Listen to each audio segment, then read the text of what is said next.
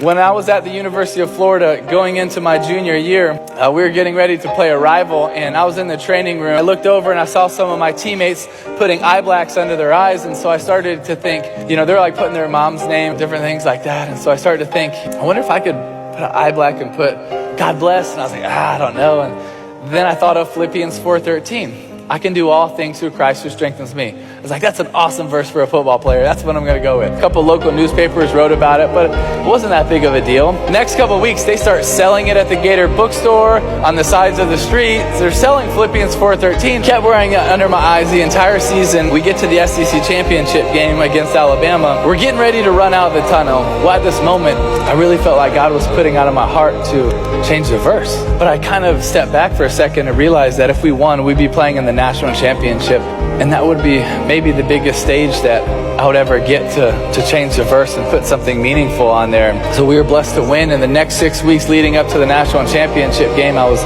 contemplating, really agonizing over what verse I was going to go with. God kept bringing to my heart and my head John 3:16, because as a Christian, that's the essence of our Christianity. It's the essence of our hope. For God so loved the world that he gave his only begotten Son, that whosoever believes in him will not perish but have everlasting life. That's what we believe in as Christians. So I decided that's the verse I'm going to go with. We were blessed to win the national championship, and 2 days after that game, I was sitting in Ballyhoo restaurant eating grouper with my mom, my dad, one of my aunts, and Coach Meyer. And Coach Meyer gets a call from our PR guy in Florida, and he's like, all right, bye. I looked at him, I was like, what's that all about? He said, Tim, he just told me that during that game, 94 million people Googled John 3:16. Like, really, how big the God that we serve really is. So many times we put him in a box. The God that loves us, the God that created us, the God that has a plan for us, the God that wrote a poem about your life. He is a big God that wants to do amazing things. And when we just turn around and say, hey, here, God, might not feel like a lot, guess what? He can perform miracles. He can do amazing things. And I really believe the God that we serve wants to do amazing things in us and through us.